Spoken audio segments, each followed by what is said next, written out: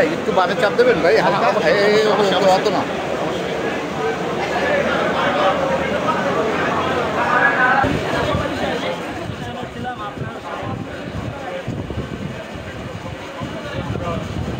আজকে সকালে মাননীয় শিক্ষা উপদেষ্টা আমাদের সাথে দেখা করেছেন। তিনি আমাদেরকে আশ্বস্ত দিয়েছেন যে তিনি আমাদের সকল দাবি মেনে নেবেন।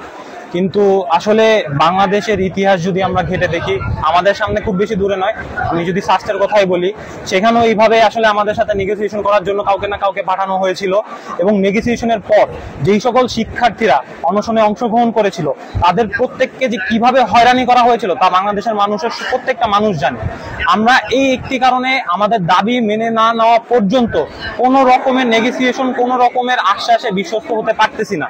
গত যে আন্দোলনগুলো দেখেছি সব আন্দোলন আশ্বাসের মধ্যেই শুধু থেকে যায়। সেজন্য আমরা ফলাফল না নিয়ে উঠবো না, কারণ আমরা ন্যায়ের পক্ষে আছি, সত্যের পক্ষে আছি।